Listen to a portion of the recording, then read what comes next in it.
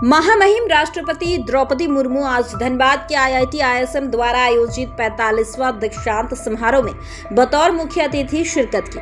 इस दौरान महामहिम ने छात्र छात्राओं को गोल्ड मेडल और डिग्री देकर सम्मानित किया। महामहिम राष्ट्रपति द्रौपदी मुर्मू के साथ झारखंड के राज्यपाल संतोष गंगवार, केंद्रीय शिक्षा मंत्री धर्मेंद्र प्रधान और झारखंड के मंत्री सोनू समेत अन्य मंत्री ने भी मंच साझा किया। कार्यक्रम में 1880 छात्रों को मेडल और डिग्री दिया गया, जिसमें से 33 छात्र गोल्ड मेडलिस्ट हैं और 37 छात्र सिल्वर मेडलिस्ट हैं। बाकी छात्रों को डिग्री देकर सम्मानित किया गया। वहीं राष्ट्रपति के हाथों डिग्री और गोल्ड मेडल पाकर छात्र अपने आप को गौरवान्वित महसूस किया। बता दें कि राष्ट्रपति द्रौपदी मुर्मू हवाई मार्ग से धनबाद के बरवा अड्डा पहुंचे, जिसके बाद झमझम बारिश के बीच कड़ी सुरक्षा व्यवस्था के साथ कार्यक्रम स्थल IIT ISM पहुंचे, जहां संस्थान में महामहिम का भव्य स्वागत किया। वहीं कार्यक्रम में सुरक्षा के मद्देनजर 8 IPS, 25 DSP समेत 800 पुलिस पदाधिकारी तैनात थे। छात्रों ने कहा कि उन्होंने सपनों में नहीं सोचा था कि महामहिम के हाथों उन्हें सम्मान मिलेगी। कड़ी लगन और मेहनत ये मुकाम हासिल हुआ है, इसके लिए वो अपने परिवार वालों को प्रेरणा मानते हैं। वहीं छात्रों ने कहा कि महामहिम की उम्मीदों पर खरा उतरने का कोशिश करेंगे। प्रोफेशनल का निर्माण भी इस संस्थान को करना है। अत्याधुनिक अनुसंधान और नवाचार को बढ़ावा देने और ब्राइट यंग माइंड्स को मार्गदर्शन देने की आपकी प्रतिबद्धता के माध्यम से ही हमारे देश का भविष्य आकार ले सकता है।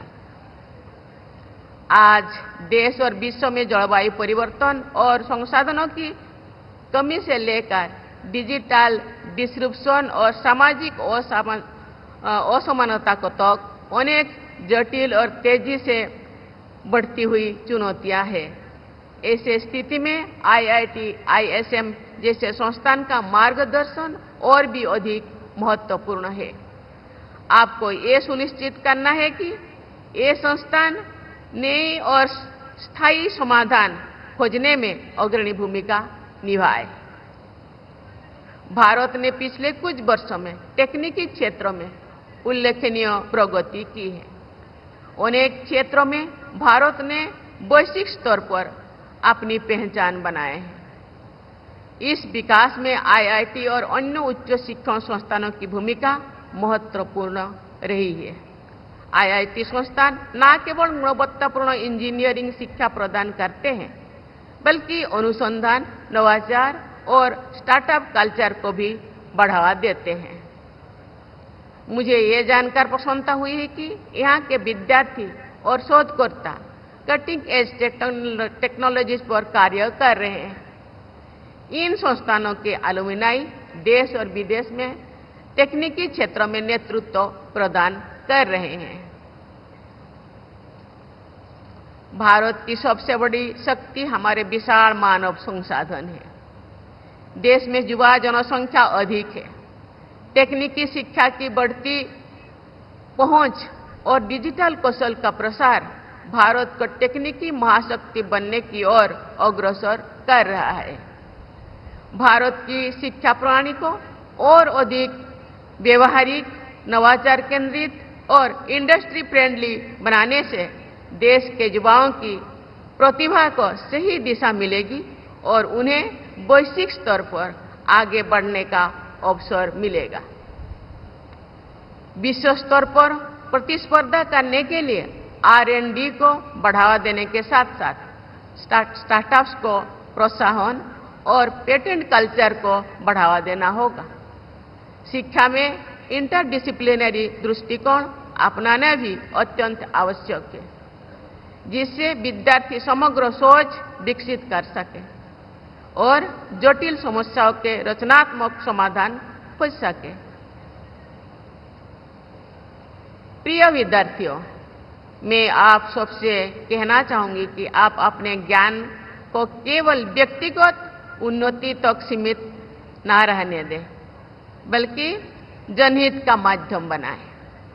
इसका उपयोग एक मजबूत और अधिक न्यायपूर्ण भारत के निर्माण के लिए करें, जहां आगे बढ़ने के अवसर सबके लिए उपलब्ध हो। इसका उपयोग ग्रीन इंडिया के निर्माण के लिए भी करें, जहां विकास प्रकृति की कीमत पर नहीं बल्कि उसके साथ सामंजस्य बनाकर हो। आप भविष्य में जो कुछ भी करें उसमें आपकी बुद्धिमत्ता को के साथ साथ सहानुभूति और उत्कृष्टता के साथ साथ नैतिकता भी झलकनी चाहिए। केवल नवाचार नहीं, करुणा से प्रेरित नवाचार दुनिया को बेहतर बनाता है। इसी पे ध्यान देना चाहिए।